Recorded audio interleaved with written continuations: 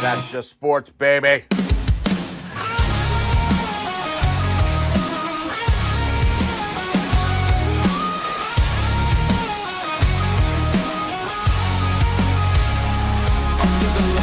Crowd goes wild. Strawberry ice, bringing fire and style. Reds, Bengals, Bearcats, all in my zone. This is my stage, my mic, my throne. Boom, like a hammer, I'm breaking the game. Strawberry ice, you're gonna know my name. Sports Talk Thunder, hear the podcast roar. Cincy Fine is kicking down the door. Step into the ring where the passion ignites. Talking sports all day and all night. From the field to the court to the roaring stands. Strawberry ice with the world in my hands. Boom, like a hammer, I'm breaking the game. Strawberry ice, you're gonna know my name. Sports Talk Thunder, hear the podcast roar. Cincy Fine is kicking down the door.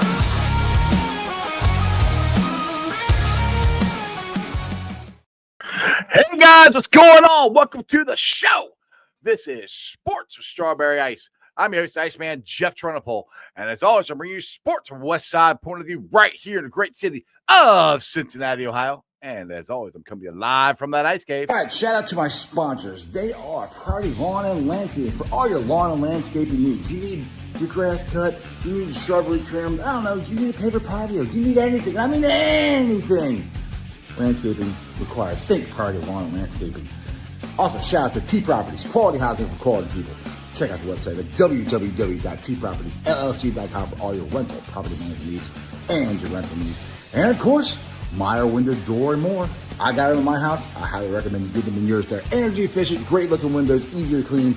Meyer Window, Door, and more. Their website is MeyerCincinnati.com. And also, shout out to my favorite brewery, Moorline Lager House. Get on down there, get you some delicious Moorline beer, some delicious Moorline food. And tell them I sent you. Moorline Lager House.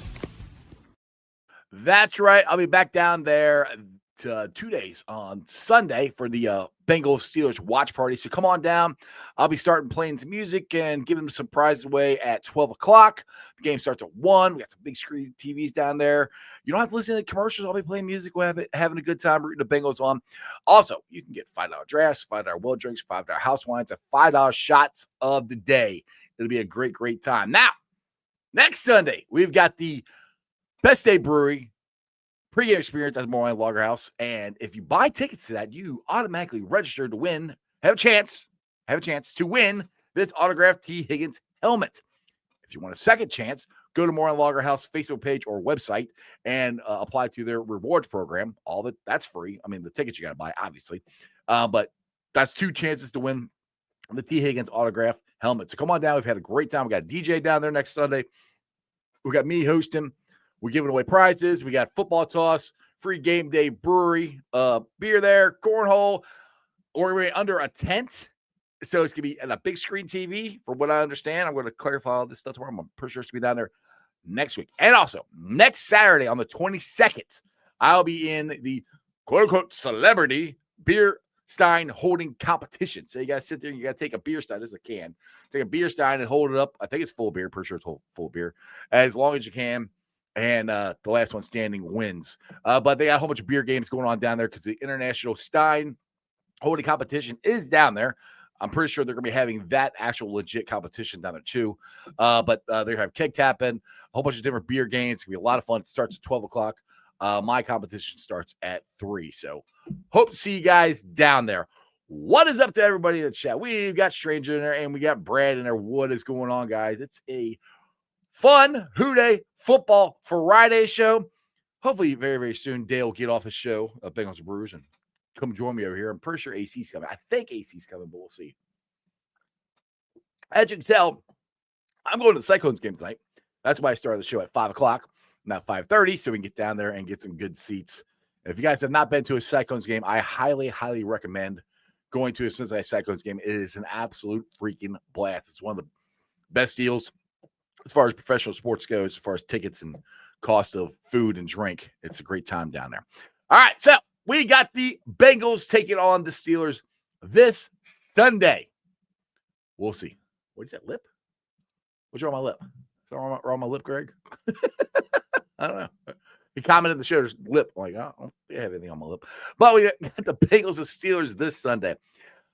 All right, the crazier things that happen, but I do believe the Bengals can win this guy. I know it's going to be hard in Pittsburgh, but I got a couple of graphics here I've been holding on to. I want to put this up for you. Now, Jamar Chase has 80.5 receiving yards per game versus the Steelers on the road in his career. He's the Steelers killer. Then you got this other guy named T. Higgins. Had 114 receiving yards per game against the Steelers on the road. So you already got Jamar with 80. This is on the road. This is at their stadium. And you've got T with 114. And we got Joe Flacco slinging it like he's never slinged it before. Like I said before, as long as this defense can make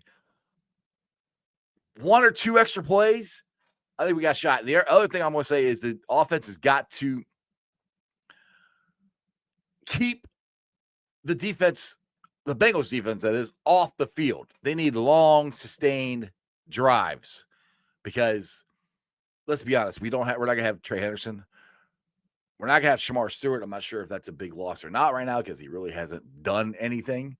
But Trey Henderson not being there is not going to be good. So that's our only pass rusher. And that's the thing where I think we talked about this on Wednesday's show. I think they need to blitz the hell out of him because what do you got to lose? You give up 40 points. You gave up 40 points last week or 2 weeks ago, I should say. So I say you got to at least try and blitz the crap out of the Steelers and try to get Aaron Rodgers uncomfortable as you can. And the only way I could see to do that right now is to blitz him. And I think Juan Drago is going to shut down their wide receiving core. Greg here, after he got there with the lip comment, which I still don't know what was the lip comment for. Greg says 31-27. If the Bengals defense shows different pass pressures and stack the front seven and play man-to-man in the secondary. That's pretty much what I'm saying, Greg. They've got to somehow figure out how to get pressure on Aaron Rodgers. They've got to. I mean, that is a key. And that's just moving forward the rest of the season, as you got to figure out how to get pressure on that quarterback. And like I said, that's the only way I know how to do it. And if it works, it's going to help your secondary, which I think our corners are okay. I mean, Juan Drago and Dax Hill, I think are pretty good corners. Safety is another whole thing. Hopefully, Jordan Battle will actually start making some plays.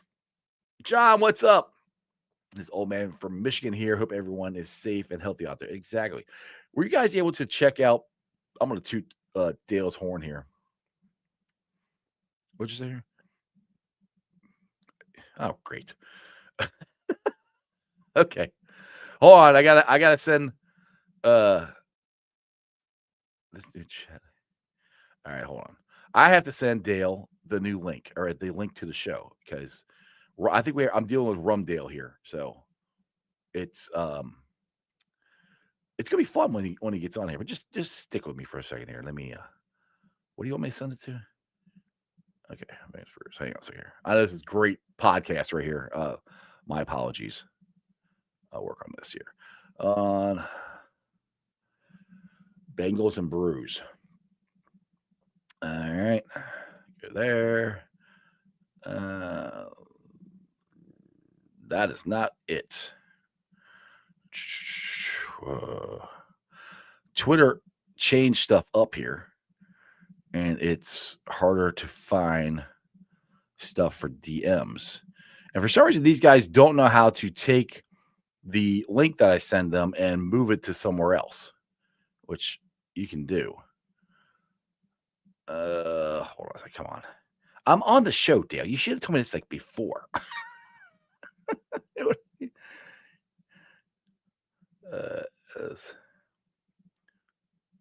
There. Go back.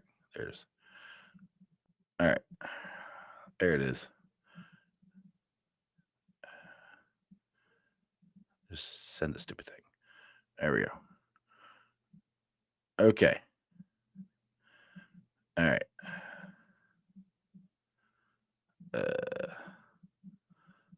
Okay, I said it live on the air, so everybody knows I sent you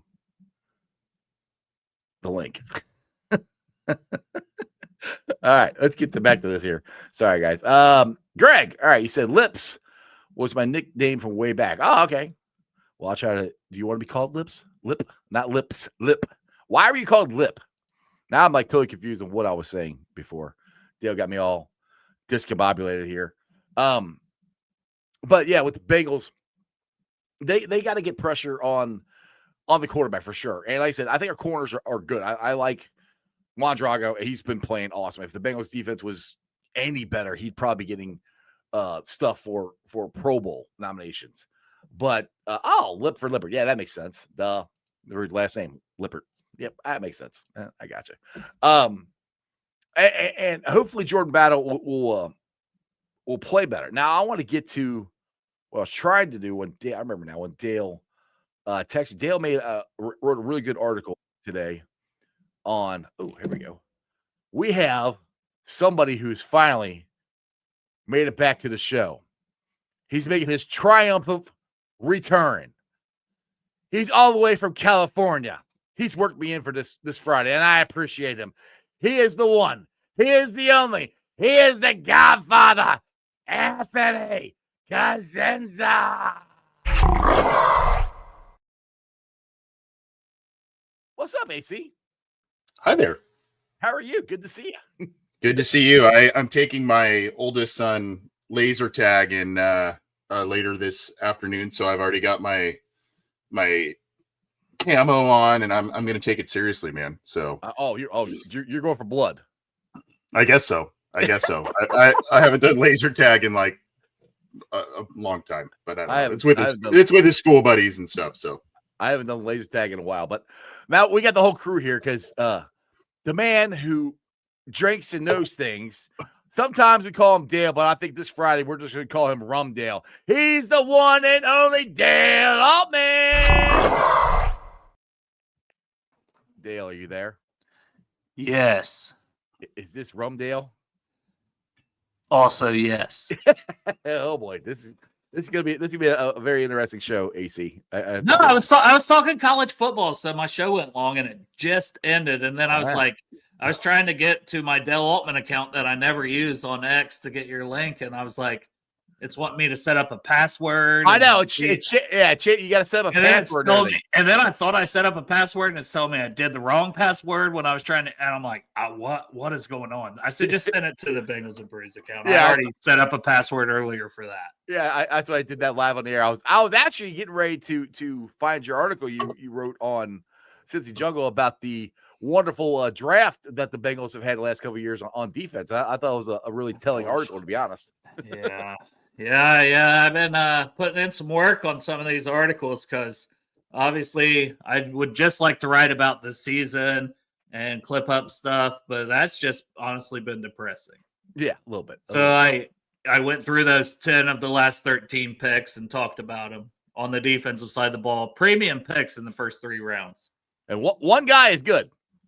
DJ Turner. Juan Drago. One guy. One that you could say you feel like's probably a hit. Now, I was fair. Dax Hill is somewhere in the middle. Yeah, he is.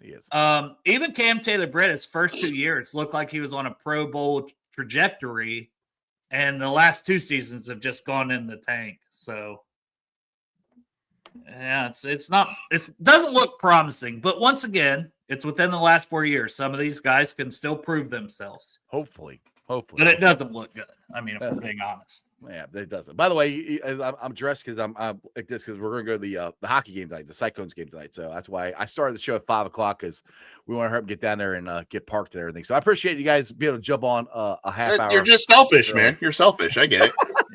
Yeah. I am. I'm very selfish. By the way, AC, I got so many people making comments on your Wild Thing costume you had for a Halloween show. Oh, really? Oh yeah, really? All kinds of people. Yeah, people loved it. I like Next year, I'm going to have to actually dress up for Halloween for the show. It's funny because I'm not a Halloween guy really, but I just found that online and I'm like, why the hell not? I'll do it. There you go. All right. Well, now you impress the people so much that you have to do it again next year with another costume. I mean, you already have that one. You can just run it back. To be fair, I actually might do it. There you go. All right, boys. So, and me being the eternal optimist, and I'm going to put this in quotations. I don't really think this is going to happen, but the Bengals could somehow make a run of this thing still, right? And if they were, just to hear me out, if they're able, and I think they have a shot at beating the Steelers on Sunday because they beat them already. I do think they have a shot at doing this. If for somehow they're able to beat the Ravens and sweep them, and then you've got Arizona, Miami, and Cleveland, the last three. There's a shot you could win this. We're not winning the wild card, but there's a shot, a small shot. You can win the division. How many shots have you taken today, Jeff? This is my first. Speaking of shots, okay, all right, okay. Well, I started that out because people keep coming at me like, "Well, Joe Burrow shouldn't play. He doesn't need to. He the season's over. Yada yada yada." I was like, "Well, Joe Burrow doesn't think that way. None of these guys are actually thinking the season's over. They all want to take a shot. They're in there to win this." So I'm like, "What would it take for them to actually win this?" Because Joe, what got me thinking about this? Joe said, "Wild card is done. If we're gonna make the playoffs, we got to win the division."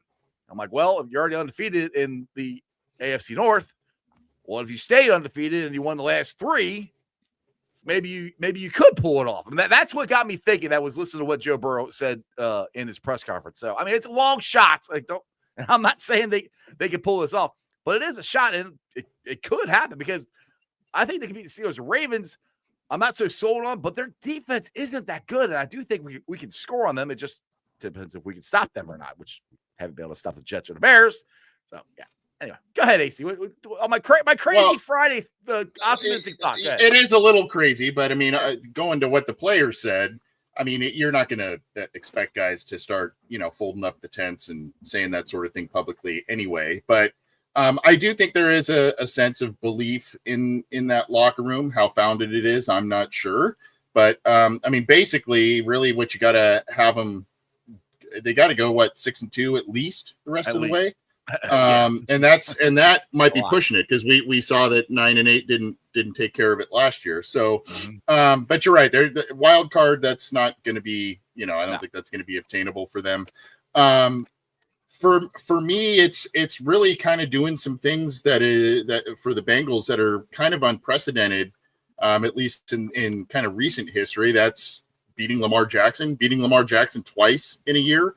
I think Lamar Jackson has one loss as a starter against the Bengals in his career. I think so, yeah. And that was in the year that the Bengals, I believe, swept the division. So, look, I mean, they just got to kind of start doing some unprecedented things, and they've done some unprecedented things in the negative already this year. So they got to swing that pendulum completely the other way.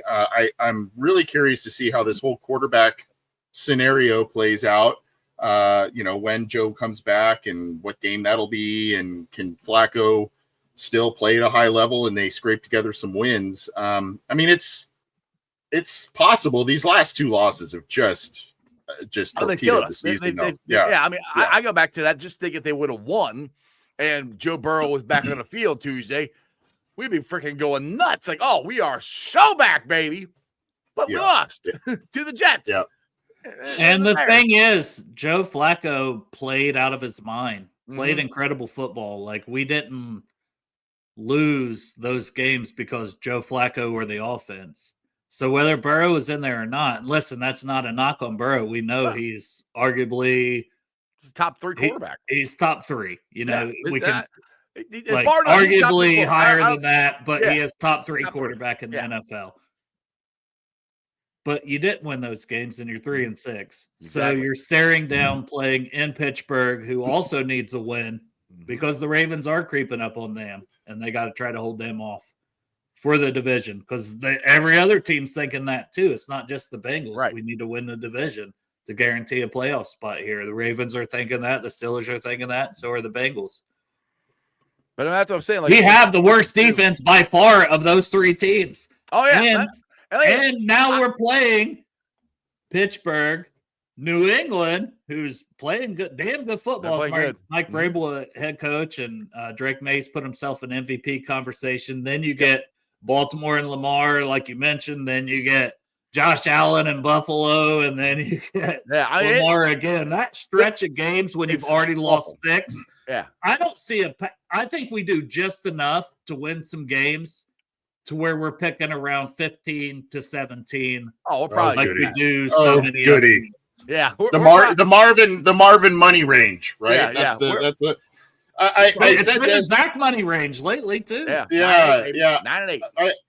We talked about a little bit about this on our show earlier this week, John and I, and the one thing that I kind of said by December 7th, we'll pretty much know the fate and the direction of not only the Bengals, but the AFC North, because there's a number of divisional games in the North where they all kind of play each other. And then, of course, you have, I think the 7th is the Buffalo game. So I by that time, I think we have a pretty good idea as to what, where this is going to go. But here's the other thing. In these last 2 losses, and granted they were by 1 possession and, fluke deals here and there and that sort of thing. To me, the only thing the defense, in terms of, unless they make a massive, massive uptick in performance somehow over the bye, after the bye week, at this point, they just need to get basically 2 turnovers a game. Because if you look at this stretch with Flacco, it was, the beginning of the year, Browning was playing awful, and that's what, precipitated the losses type of thing. Right now, Flacco's 1-3. He's playing out of his mind, but these last 2 losses are the ones where the Bengals defense didn't get a turnover. And for them, that's really the only way at this point that they have been able to make stops or keep points off of the board, even if it's like a punt from the offense, a deep shot that turns into an interception. At this point, that's becoming the difference in the 1 possession games, at least between the Steelers game and the 2 losses that followed it. So if the Bengals can just get 1 to 2 turnovers a game on defense, even if they're still giving up points and a ton of yards and all that kind of stuff, you could see those 1 possession games, those 2-point games, 1-point games turn in your favor. Now, my question for you guys is, and you guys probably know the numbers, but we had not blitzed as much as I thought we would with Algorn. I thought Algorn would blitz a lot more. Do you see that to me with Trey not going to be in there, and Shamar Stewart, which he's not going to be in there, but he's not really getting pressure on the quarterback anyway. But biggest thing is Trey not being in there. The only thing I can think of is blitz the hell out of them. Blitz them from everywhere. I know that puts our corners, but I think we had 2 good corners. Puts them on an island, but I'm not. That doesn't scare me. Safety does scare me. But if you could actually blitz them a lot and get that ball out of Aaron Rodgers' hand, then it goes to your point there, AC, that you might be able to get some turnovers and stuff like that. Do you guys – because Algon's got to change something. I mean, he's got to change something. So do you see them blitzing more being a option? I don't think it would make a difference, honestly. I mean, that's just my personal opinion. I don't think they have the personnel to blitz. Right. Sadly, who are they sending? And when they have blitzed, these guys get nowhere close to getting home. Yeah. Carter, blitz him. Well, what was the play with Battle where he blitzed and it looked like the quarterback was going to throw and he stopped, right? And then he didn't go through. To Dale's point about personnel, this is where kind of having a third hybrid or safety that you can use in different packages would be very useful. They found a niche for Trey Flowers. That wasn't so much as a blitzer, but as kind of that slot, guard the tight ends, big receivers type of role. But if you had 3 capable safeties, with one of which being kind of that real true in the box, you can blitz them, that sort of thing. You can get creative with that. And that's why I think a lot of people were clamoring for all kinds of different safeties in free agency or waivers, all kinds of stuff. And they didn't do anything with that. So I think they kind of shot themselves in the foot with at least at that position group, if you had another guy that you felt like that's more of your physical defender and you can send in on a blitz. And by the way, this is where you miss Mike Hilton too, right? Yeah, I mean, that's who I was thinking of the whole time. I said they should have brought it back just for that fact alone. But they did. I mean, he's older and whatever, but he was a leader in that locker room. This is where some of these things where you get overconfident and you get overconfident in your process and you get so gun shy about these guys getting old and all this kind of stuff where, you shed players from your roster. And granted, that's inevitable. Guys get old and they lose effectiveness. We saw that with Von Bell, but I mean, at some point you look at the process and you look at some of the guys they let go or allowed to go elsewhere. And, DJ Reader, Mike Hilton, Jesse Bates, the list goes on and on and on. And now you're seeing kind of what I would call the Abuehi Jake Fisher effect, right? You had all this faith in these guys you brought in, and now it's just collapsing in your face. Yeah. Yeah. I mean, like I said, I have been bitching about this team for 2 weeks, so I'm trying to bring up a different type of topic because I get tired of bitching about it. So I don't necessarily believe, like I said, I'm not drinking the Kool-Aid. I don't believe they can do this, but there is a pathway is all I'm saying. Well, I want to stick to like the blitzing, and if there's a guy to utilize in that role, Dax Hill. Like maybe over the bye week, they're like, hey, that's a guy who could do that. He's done it before. He's done it at Michigan. He's done it here a little bit. Mm-hmm. And they've had to utilize him in coverage so much because they haven't trusted Cam Taylor-Britt where they were benching him or having him inactive. Cam's in there. Do you say, okay? And it's also not trusting Josh Newton, to be fair, who hasn't looked very good this year. Yep. Like they thought he might be a guy, and he's not. Take a jump, and he had. Yeah. He has not. But Dax Hill could be that guy that if they want to bring somebody on the blitz, I don't think it should be Battle. I don't think it should be Stone. I don't think it should be either of the linebackers in Knight or Carter. I think it should be Dax Hill. That's my personal opinion. I think he's the one guy that you could bring in that Mike Hilton type role and let him just get after the quarterback and go get in the backfield and make a play. And we're not talking about bringing that a lot. No. But 2 or 3 times versus the Steelers in a big moment. Mm-hmm. Send it and because they got to change something. I mean, what's the worst case that happened? They give up 40 points? Okay, well, they gave up 40 points already. We talked about this, I think, on your show a couple of weeks ago, Ice. It's a collapse on defense at every level. You're not generating pressure. You're not getting in with your interior players and that sort of thing. You're getting lousy tackling at the linebacker spot. And because you're not getting pressure up front or from that linebacker group blitzing, that sort of thing, the secondary suffers because they have to hold up in coverage a lot longer. So it's like this domino effect that is just hitting the Bengals all at once. And to your point, I guess, about, can they make a run, that sort of thing. The optimist in me can look back to whether it was, and most of the time it was, Joe Burrow. This team is incredibly streaky. Zach Taylor's incredibly streaky. Mm-hmm. Joe Burrow's incredibly streaky, and it usually happens right around this time of year and into December. Right. So if there is something to kind of hang your hat on, I guess it's that. But there's also a little too late. Yeah, and you have a quarterback who is playing well, and then you make that switch. Okay, is Joe Burrow going to hit that November stride, missing as many games as he did, right away? So there's like this or that type of thing going on with the team. Now, one thing somebody brought this up to me either on the show or commented on something, I don't remember, and I haven't seen them even try this. But what would you guys think about possibly moving or trying Cam Taylor-Britt at safety? Would that be something that might be Dale? You're a draft guy. You followed him and you were happy they drafted him. You wanted them to draft him. Would he be a guy that they could maybe move to safety at some point this year? Because since we're so bad and he's hasn't done well at corner the last 2.5 years or at least 2 years, 1.5 years, put it that way. I think he's a guy that could move to safety and it may be good for his career. It's not happening anytime soon, and it's not something that can happen in season. It's right. It's hard. Yeah, I'm not saying a move in season. It's too hard to make that move. I honestly think he's going to go somewhere else in a different system. Like it's something I put in my article, and why can I see Cam Taylor-Britt going to the Pro Bowl a year or 2 from now? Probably with another team at cornerback. Yeah. With 5 interceptions on the season, and this, I can't explain the why of that, but it's just something. And we'll be texting Courtney and Darren like, we're so happy for you. I wish it would have happened freaking here. Or another team transforms him into a successful safety, right? Yes, I mean, one or the other. Yep. Yeah. I just don't think it'll happen here. But yes, I think he has the skill set to be a good safety. I do. That's like I said. That's something that people put out there for me to on different stuff. Now, AC, I don't know if I got to ask you this because you were on the show last Friday, and I did ask Dale this. Now, one thing I did bring up on a video I put together about a person that the Bengals could hire as quote unquote GM. And it's a guy that they trust, and that's the whole thing we come to. Oh my God! Here we go with Marvin Lewis again. Would you let me set it up first before you go ahead? Whatever. Ruin. Continue. I don't know. He just ruined it. Now it's Marvin. He just took the air out of your balloon right there. I was setting it all up. I was running it out. I was giving all my facts and yeah.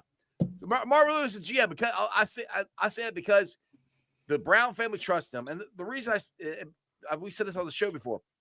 Whoever you bring in, because I got people on these reels and stuff going, well, they just need to hire somebody from the outside. I mean, it's that simple. Like, do you know this organization? They don't do that, one. Second of all, they got to be able to work within the parameters, and that's where I think Marvin Lewis would be perfect for it. I mean, what's your thoughts on that? Yeah, I mean, he's been kind of in and out of college and the NFL. I don't know that I would just, if he was to come back, I don't know if I'd assume him the mantle of GM. He would be the guy they would trust the most probably to do that. I personally wouldn't do that. I'd kind of make him a maybe head of scouting or something. Yeah, some role. Yeah. But you said the key thing there, Ice, and it's, they're not going to bring in people from the outside. That is what's needed. And when the biggest leaps that the Bengals have made in recent years, whether it was Marvin Lewis coming from championship Baltimore, whether it was Zach Taylor and whole new staff and all that kind of stuff, when they bring in the outside fresh ideas, that's when it's a gamble because sometimes it's either unproven people or it's people that, you're not sure their processes, all of that. But oftentimes they bring a different perspective than especially this franchise has held for so long. And they're so closed off, they probably will not bring in someone that they really do not know for any kind of major roles like that. Right. But that's, to me, that's the perspective that needs to be brought in because clearly right now things are not working. Yeah. And the horror thing is like they've gotten over the hump of bringing in a head coach from outside. They've done it back to back. The last two coaches they've hired that brought from the outside. I don't see them bringing in a guy from the outside to however you want to put it, take Duke's job, be the GM, have whatever title you want to put on it. I don't see that happening because, one, I don't see somebody who is a young upcoming guy wanting to come here and do it when he knows if he waits, he probably can go somewhere else where he could have full control. And two, I don't know if the Brown family would trust anybody to do it. That's where I'm like, I hope I'm wrong. I would love them to bring somebody in from the outside and blow this whole thing up and start all over. That's what I want to happen. I just don't see it happening. I'm a big proponent, and I've always liked the approach, and I would love to hear from both you guys on what I'm about to say here. But I'm a big proponent of, character in the locker room, leadership in the locker room or on a team and that sort of thing. I am almost at the point now, because the Bengals have a Joe Burrow inked long-term. They have a Jamar Chase inked long-term, T. Higgins. You have a set of leaders, even though you shed a bunch of the names that we talked about earlier, Reeder and Hilton and Bates and all those guys that were leaders as well. But you have a set of leaders already in this locker room. I am almost to the point of maybe mortgaging some long-term build out, longer-term success and shying away from some of the choir boys at this point. We saw kind of a blip in the radar where, it worked at times under Marvin Lewis and they felt that they can contain it. Obviously, it's a short-term Band-Aid. It's a short-term solution because inevitably you kind of have guys that are problems. I know there's Burton on the roster right now. But at some point, you got to start maybe making a few more gambles. And like we've talked about, moving up to get the prime player that you truly covet in the draft. Because getting guys snaked right before you, it's devastating. So I don't know. I'm not saying bring in, all the bad blood in there, but that's a Bear Alexander message for Oregon. Bear Alexander is the guy who reminds me so much of Jermaine Burton in his profile. because he transferred in high school. He's transferred in college. He kind of quit on your USC Trojans, Anthony, in 2024, but he had 32 pressures in 23, and he has a 15.1% stop rate as a run defender for Oregon this year. And he looks so good every time I watch his tape that I'm like, yeah, if he's there in like the third or fourth round, damn it, I do it. And I was not a Burton guy, to be fair. Third or fourth round, yes, I take a shot at that. What I would like them to do is take the freaking layups. Like, quit trying to reach for guys who have a high ceiling and I love RAS, but a high RAS score. Get guys who are productive on the field. Yeah, Jihad, I've said this a million times. Yeah, Jihad Campbell sitting right there. Yeah, Malachi Stark sitting right there in the first round. Pick one of them, and it's better than what we got. That just quit thinking you're smarter than everybody else. Quit trying to get these guys like, oh, we can coach them up, make them like, no, just quit. Take the layup, but work smarter, not harder. Get the guys. Jamar Stewart was one of two players that I didn't want them to pick in the first round that I knew they'd be interested in. It was him and Michael Williams. Williams went to San Francisco, hasn't done anything. Now he's injured. And then Stewart, who they did take, hasn't done anything. He's injured. Like everybody that was in that first round range that they might have picked, it was two players. Like, and they took sorry, I'm just one dumbass with an opinion that loves the draft and watches a lot of college football. But to your point, AC, and Dale brought this up in his article, like he said, move up one spot to go get the guy you wanted. Karlaftis a couple years ago, we could have got Walter Nolan. Walter Nolan this past year. Karlaftis won one spot. The Chiefs got him. We ended up with Dax Hill. One spot. Walter Nolan. Which I know he's been hurt, but they wanted Walter Nolan. No, he looked good. He played last week. Did he play? Okay, yeah, I didn't know he played or not. Fantastic. But I mean, just move it one spot.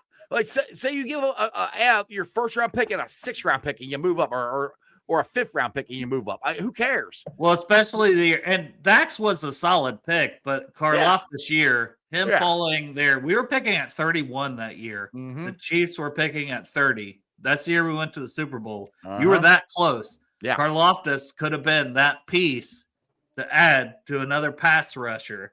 And it was like, this is a home run pick to go get him and trade in front of the Chiefs, which would have been a double hit. Right. And you wouldn't have to give up much to move up to 30 or 29. You're doing one spot. One spot. That's it. This goes back to me again, layers above player. This is process. And to me, the Bengals have always struggled, at least my perception. Who are you as a football team? Mm-hmm. Well, are you? They were innovative. Paul Brown was an innovator of offense, and obviously they've had great wide receivers, great quarterbacks, that sort of thing. So they have one right now. They have 2 great wide receivers locked up long term. Okay, so are you going to be if you're going to pledge to be score 40 a game, and you're kind of like, well, we'll try and do some things on defense. Okay, go get more wide receivers then. Go get more running backs then. Find your identity. I love what Chris 727 said about, we need, an attitude on defense. Okay, well then establish that and draft the players that have that attitude and have the scouting department identify those kinds of players. Well, the scouting department is the lightest in the league. So you're just, you know what I mean? So to me, this has always been a Bengals identity crisis as a football team. You know who the Ravens are. You know who the Steelers are, even in down years, that sort of thing. They're going to be physical. They're going to be nasty. They're going to get after you on the pass rush. That's how they built their teams. And they always usually have steady offensive lines. And defensive lines. That's who those teams are. I can't really – there's a lot of flash on the Bengals offense when they're all out there and healthy. T. Higgins isn't in the lineup sometimes because of health. Joe Burrow's been hurt a lot, and so that flash goes away, and so now you're left with what are we as a football team, right? So to me, it's a process issue, and really saying who do we want to be as a football team, and hyper focus on how you beat your teams in the division and get 4 to 6. 6 is probably unrealistic, but 4 to 5 wins in the division every year. That should be your focus, because the easiest path in this division is to get to the playoffs, is to win the division. I mean, that's right. So I don't know. I'm going on a little rant here, but to me, the identity thing has always been a problem with the Bengals, especially with Zach Taylor's team. I think Marvin, we kind of had identity. It was run the ball, play defense, don't screw up. I think that's kind of what Marvin's was. Zach has been, we're gonna be a flashy offense, at least try to be, and we're gonna be a defense who tries to make a lot of turnovers. That's when we had success. But the funny thing is, the year we went to the Super Bowl, we weren't a flashy offense. The offense was okay. The defense is what took us to the Super Bowl. That's what's funny about this whole thing. In the playoffs. Yeah, in the playoffs, yeah. In the playoffs, yeah. I mean, the offense kind of got them there a bit, but yeah, in the playoffs, it was defense and special teams. Evan McPherson was insane in that run. Yeah. Who, by the way, kudos to him at least. He's having a good year since a nice bounce back year after the injury. They can get the right balls on the field. Oh my God, that's just like. No, all right. All right, so I got clarification from Trags about that. So what happened? It's still a screw up, and this is even. What happened was. It's a bigger screw up than they just got the wrong ball out there. Apparently, there's a certain amount of time that you have to get the team out there, get the field goal team out there, and once they set the ball, that's the ball. So by the time they decided to kick the field goal, the ball was set. You mean that Zach Taylor mismanaged time? Yes, he did. He mismanaged. I know. My shocked face about that. It's even worse. I'm like, well, that's I did watch a little bit of that show with Trags, and he said something, or maybe you pinned this as a social clip. It was like a short video, I think. Mm-hmm. But basically, the deal that he said that this does not seem like this team is serious about winning a championship, and that is, Bengals reporters are usually they're all very, very good, but they also know that they gotta sometimes watch what they say and what they write. The line. Because credentials with the team I've been, I know, no, but him saying that just was deflating, and I take a lot of stock into what that guy says. That was very deflating, and he's around that team daily, probably. Yeah. And so I don't know if that was discussed further beyond that, but I did see that clip, and I just was like, oh God. Yeah, it all goes back. It's like what Richard Skinner said. He said they're just stubborn, and I'm like, I don't understand being that stubborn when you've seen it for 30 years. That what you're doing doesn't work. Yes, you might when you get a number one pick and you get Joe Burrow and you get Jamar Chase, and it'll work for a year or two, but it's not sustainable. And when you can see that over and over and over again, it's like, how can you be that stubborn? Like, I mean, I run my own. We got a family business. I run that. I want it to be successful. Why wouldn't you? And the thing is, if you own an NFL franchise, you don't have to be successful to make money. You can just make money just despite yourself. But don't you take pride in your name being on the owner? Like, we got runner properties. Like, there's certain runner properties I don't want to manage because I don't want my name on that one. I don't want them saying they run that. I'm like, the Brown family is notorious for being bad owners, and they've earned every bit of it. Why would you be okay with that? That's what as a human being, why would you be okay with that? Well, as Holmes has said a couple times, they're not just stubborn. They're arrogant, stubborn, and stupid.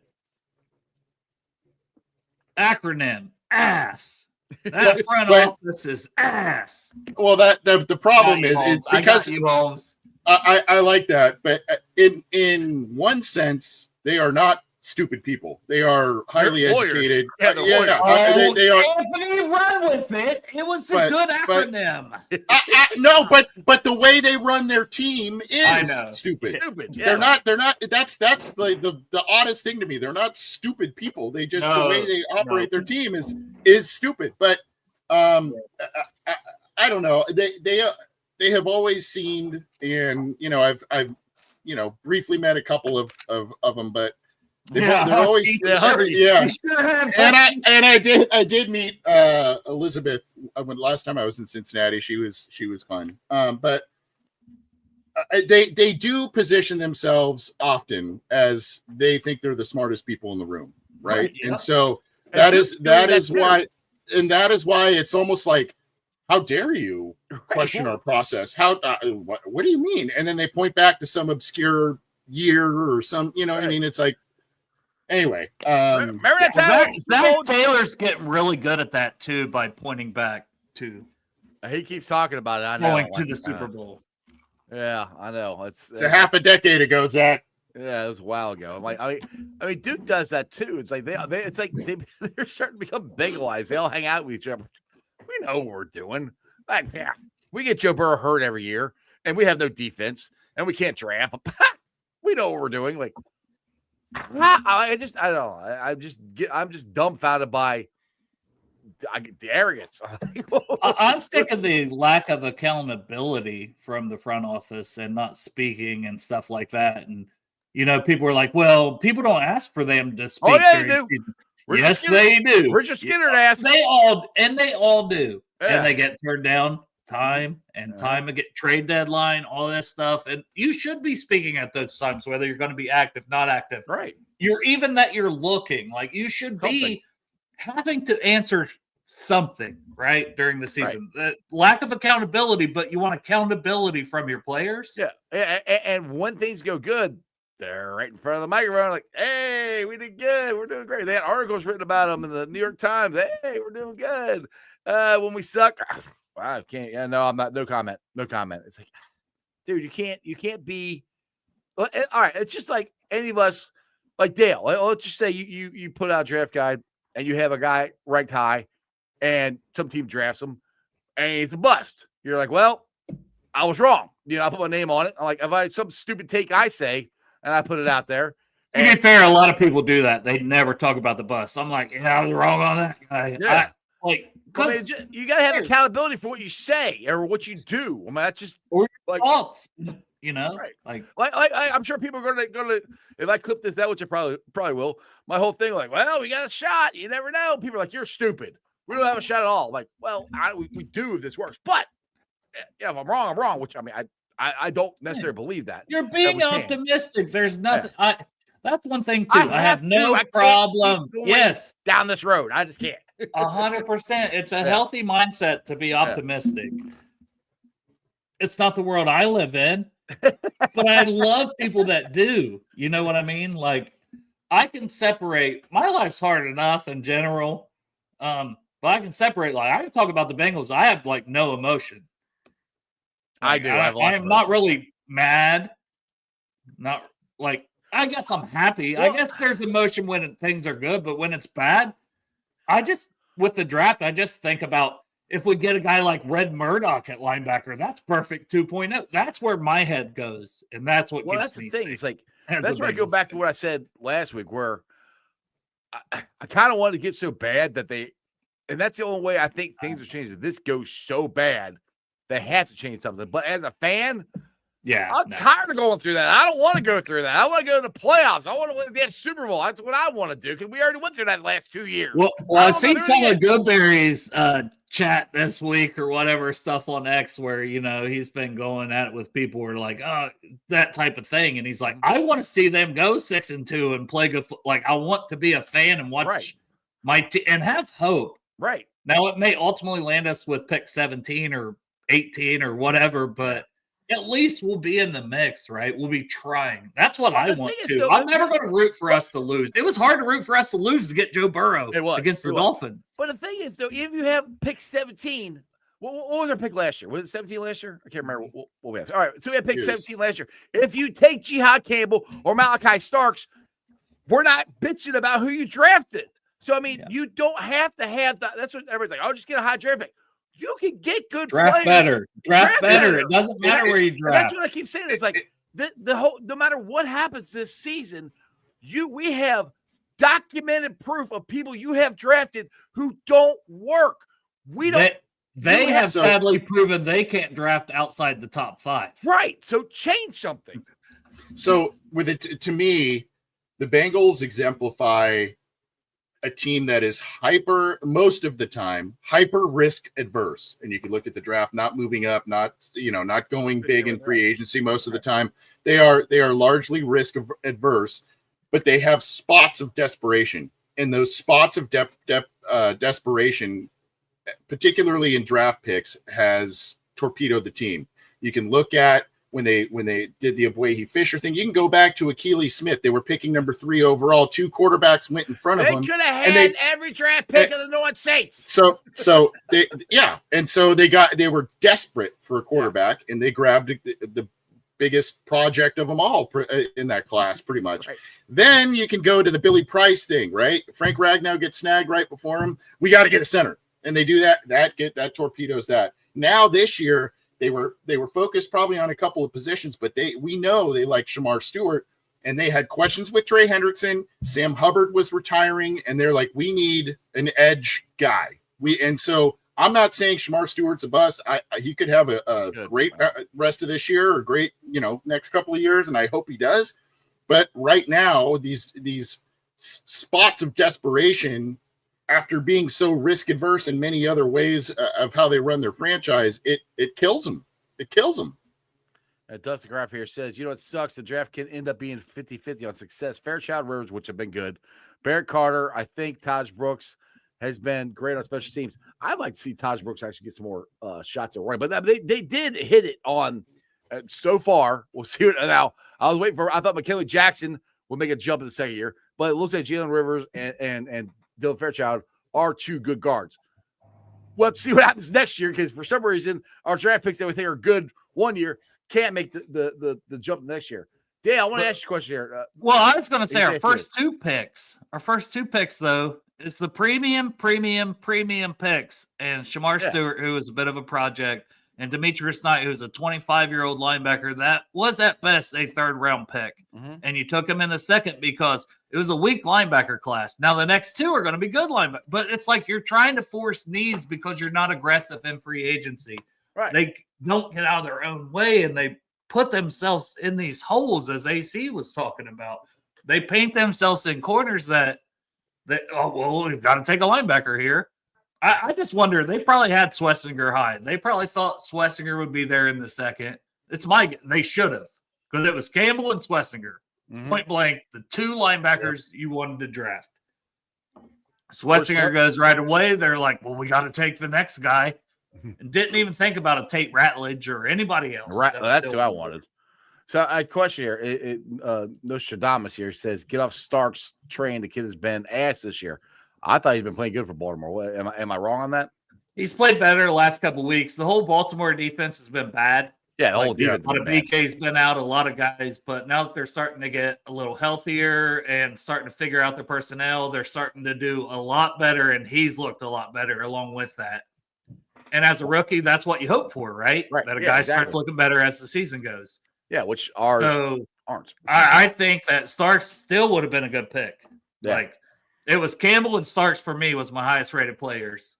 Yeah, and Mike Green, but it was, I liked Mike Green. That was off field. Yeah, I liked Mike Green a lot, but I didn't think they were going to take it. Mine was we both on Nolan, Starks, and then Campbell. But Nolan was going to be the pick. Like, we were on here on the draft show, and we had Andrew Fox Miller on, and he's telling me 3 picks ahead. They're taking Walter Nolan if he's on the board. Right. And I'm getting so excited because that was my guy. Mm-hmm. I'm like 17% pass rush win rate, 10% stop rate. I'm like, those guys translate to the NFL. Those are your best defensive tackles in the league, and we need interior pass rush. And he goes to the Cardinals 1 pick ahead, which is what we talked about earlier. Yep. Trading up. Get your guy. Get your guy. All right, Dustin here. What do you guys see they do with Burton and Jackson moving forward? They are only in year 2 of their rookie deals. Well, McKinley Jackson, I ain't freaking playing, which I'd still would like to know why they're not playing them. I have no idea what they're gonna do with them. I mean, they don't cost them any money, but hopefully they sign some free agents and they don't have any room for them, and they draft a bunch of guys, they got to cut them, I guess. What do you guys think? We've speculated practice habits for Jackson, but it's gotta be. When he played last year, he looked good. When he played in preseason, I clipped it up. He looked good. Right. He's in Al Golden doghouse for whatever reason. I'd be playing the hell out of that kid with the defense this bad. Now, Jermaine Burton, I don't really give a shit because our offense is still great without him. Yeah. And every guy we bring in still is good. Like So the kid we have is better. So is Al Golden being too stubborn? Because I'm like, you can't stop the run. You had this big dude who played pretty good last year. Why are you not playing him? Do you remember when Carlos Dunlap was a rookie in 2010? He was a guy that he just wasn't getting time, and then the season started to fall apart, and that's when he and Atkins started to get more playing time towards the end of that season, and then they're like, we have two really good players right here. Mm-hmm. And it was all about sending a message, right? Sending a message not only to that specific player, you got to practice better, that was the rumor then with Dunlap, the attitude, the practice habits, all that kind of stuff. It's about sending a message. Well, at some point, if and when you do get those guys on the field and they're producing and you're going, or they're playing pretty well, you go, doesn't that message kind of ring hollow, right? I mean, it's like you're doing that just as almost a detriment to the team. I'm not saying McKinley Jackson and Jermaine Burton are going to come in and be saviors of this season or anything like that. But at some point, those are 2-3 third-round picks from a year ago. You need to find out what you have in those guys. If they suck at practice, if they have a shitty attitude or whatever, at some point you need to find out if you can get something out of them. That's something. That's the thing I said last year about playing Jordan Battle and Miles Murphy. I'm like, Lou wouldn't play him. I'm like, you got to find out something. And this is kind of like McKinley Jackson. We have it on tape. He looked pretty good in games. Why? And you can't stop the run. There's a big motherfucker that's on your team. Why don't you play him? See what? Or cut him and get other guys, right? I mean, if you're that disenchanted with them, I know it's early in their career, but if you are that disenchanted with those two players and you don't dress them, they are probably embarrassed as all hell, right, within that locker room. Oh yeah. If you're not gonna play them, get rid of them and find some guys that you like better or practice better or whatever the problem is. Stay away from the casinos, whatever, and get them in the building and play them. That's what I heard. I heard that's a lot of problem with some of these younger defensive guys. They're out drinking and partying too much of what I've heard. But I haven't heard anything about McKinley Jackson in that aspect. I have heard the same thing about him. I know about other players. I'm with you. Yeah. No, I wanted to clarify that. I think we've heard a lot of the same stuff. Yeah, I'm glad you clarified that. Yeah, I'm not saying that about him at all. I think he's been doing what he's supposed to be doing, but apparently Al Golden isn't happy with him. Anyway, boys, we've been on Alan for I've been on for 57 minutes. I gotta get the hell out of here. I appreciate you guys jumping on early. I do. This is one of my funnest shows that we do. I appreciate you guys being able to jump on every Friday. I have a great time with you guys. AC, Dale, plug some stuff before I let you go. Bengals and Brews, Cincy Jungle. Appreciate you. Peace. Yep. Orange and Black Insider, Cincy Jungle. And I love you guys. See ya. See you, AC. Thanks, guys. All right, guys. Appreciate it. Hope you guys enjoyed that as much as I did. I got to get the heck on out of here. Make sure you guys, thanks for watching. Of course, I've been live streaming on YouTube, Facebook, X, Twitch, Instagram. You can follow me on all those along with TikTok and Threads. Subscribe to my Substack. I put an article about my crazy idea of how the Bengals could possibly get back into this. And the only reason I said it is I was thinking how Joe Burrow is thinking. Because he literally said in his press conference, we can't win the wild card. The only way to win this is to win the division. And they can still win the division. It's a tremendous long shot. I don't exactly believe they can do it, but that's the path that they have to go to win this thing. We'll see what happens. All right, shout out to my sponsors. They are Party Lawn and Landscaping for all your lawn and landscaping needs. You need your grass cut, you need shrubbery trimmed, I don't know, you need a paper patio, you need anything. I mean anything. Landscaping required. Think Party Lawn and Landscaping. Also, shout out to T Properties, quality housing for quality people. Check out the website at www.tpropertiesllc.com for all your rental property management needs and your rental needs. And of course, Meyer Window, Door, and More. I got it in my house. I highly recommend you get them in yours. They're energy efficient, great looking windows, easy to clean. Meyer Window, Door, and More. The website is MeyerCincinnati.com. And also, shout out to my favorite brewery, Moreline Lager House. Get on down there, get you some delicious Moreline beer, some delicious Moreline food. And tell them I sent you. Moreline Lager House.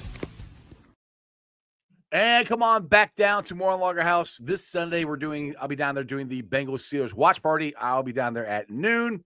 Game starts at 1. Playing some music for the first hour. Getting everybody some vibes, getting you ready for the Bengals Steelers game.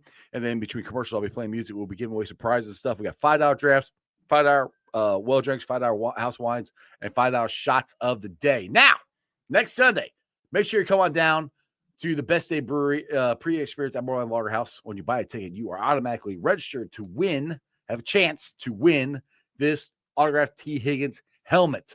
If you want a second chance, go to the Moreland Lager House Facebook page or website and join the reward program. That way you are entered twice. So come on down this Sunday and next Sunday at the Moreland Lager House. Also, next Saturday, the 22nd, I'll be involved in the quote-unquote celebrity beer stein holding competition. Again, I do not consider myself a celebrity. They just are scraping it to get somebody. But come down. You can laugh at me, see how bad I do at this thing. The whole thing starts at noon. They got a whole bunch of beer games. The International Stein Holding Competition, I think, is actually going to be held there. We're doing the celebrity one. The whole thing starts at 12. My competition starts at 3. So make sure you guys come on down and enjoy it.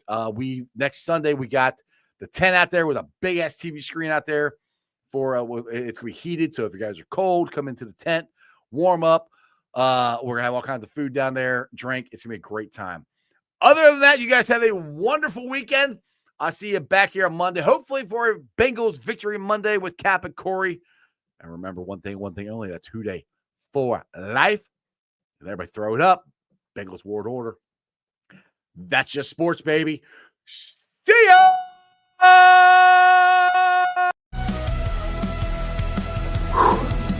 Another great show. You guys still here? The show's over. You can come back tomorrow. I'm out of here. See ya.